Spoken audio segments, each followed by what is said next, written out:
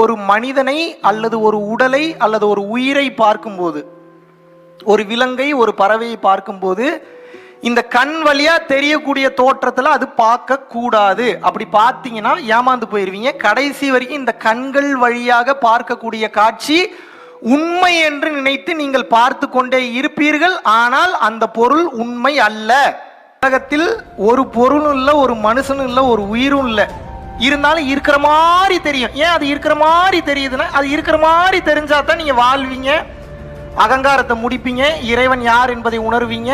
அதை உணரணும். அதனாலதான் அதுக்கு பேர் ரியலைசேஷன் வச்சான். அதுக்கு பேர் என்னன்னு வச்சான்? உள்ளுக்குள்ளிருந்து உணர்வது. அதற்கு பேர் தான் உணருதல். இந்த உணருதல் என்பது எப்போது நிகழும் என்றால் சொல்லவே முடியாது. அவரவர் செய்த கர்ம வினைகளுக்கு தகுந்தாற் போல நிகழும். தகுதிப்படுத்திக் கொள்ளும் போது இறைவன் தானாக வந்து உணர்த்துவார். எப்போ உணர்த்துவார்லாம் தெரியாது. அப்படின்றதுக்குள்ள வந்து உணர்த்திட்டு போயிடும். ஒளி இல்லாமல் இந்த உலகத்தில் பொருள் என்பதே கிடையாது. என்லைட்மெண்ட் ஆயிட்டீங்கன்னு வைங்க, இறைவன் ஒரு காட்சி கொடுப்பார் உங்களுக்கு, ஒரு வினாடி. அது நீங்க எவ்வளவு நேரம் தகுதி பெற்றவரா இருக்கீங்களோ அந்த தகுதிக்கு தகுந்தாற் போல அந்த காட்சியை காட்டுவார்.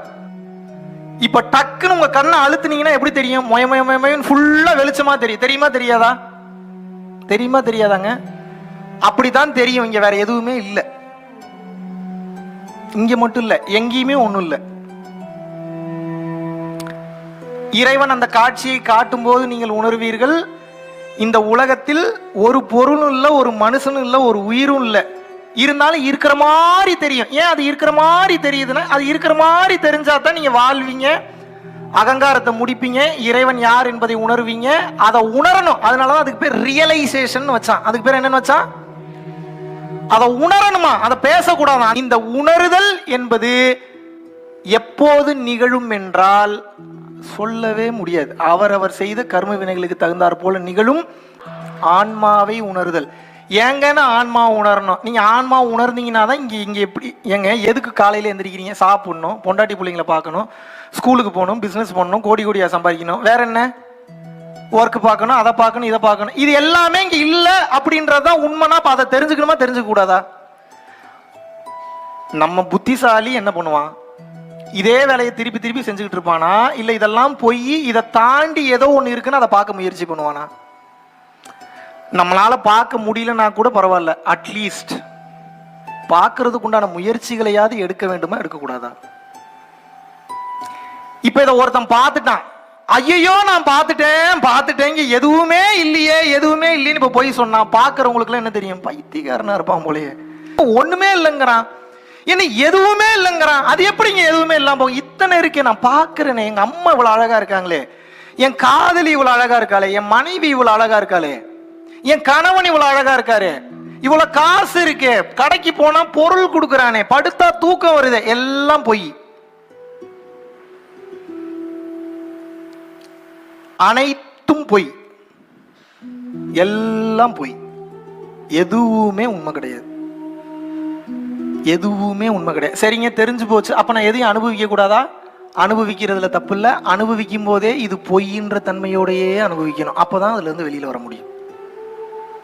புரியுதா புரியல நான் சொல்றது? இதை எப்படிங்க உணர்றது? கண்ணுக்கு தெரிஞ்சு, அது கண்ணுக்கு தெரியத்தான் செய்யும். லைட் தெரியும், பாக்ஸ் தெரியும், ஸ்பீக்கர் தெரியும், குண்டுமணி தெரியும், டபரா செட்டு தெரியும், எல்லாம் தெரியும். ஆனால் இங்கே அப்படி எந்த பொருளும் இல்லை. எதுவுமே கிடையாது. எதுவுமே கிடையாது. Nothing is here. இப்ப இதை உணர்றதுக்கு தான் பல வழிகளை இறைவன் கொடுத்து விட்டு சென்றார். ஏன் அப்படின்னா, இது இறைவன் தான் இந்த மாயையை கிரியேட் பண்ணியிருக்கிறார். வேற யாரும் சைத்தானோ சாத்தானோலாம் வந்து கிரியேட் பண்ணல. இறைவன் தான் இதை நீங்கள் உணர வேண்டும் என்று இந்த அழகான மாயையை கிரியேட் பண்ணியிருக்கிறார். ஏன்? நீங்க வாழணும்ன்றது தான் கிரியேட் பண்ணியிருக்கிறார். பட் வாழ்ந்து இங்கேயே இருந்துடணுன்றதுக்காக கிரியேட் பண்ணல.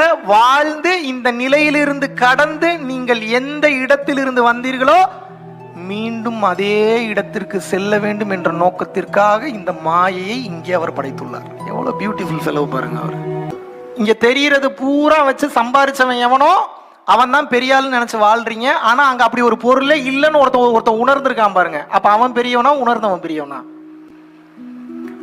இதனாலதான் எல்லாரும் ஞானிகள் காலில் விழுறாங்க. அது எப்படிப்பா சொல்லி கொடுப்பா?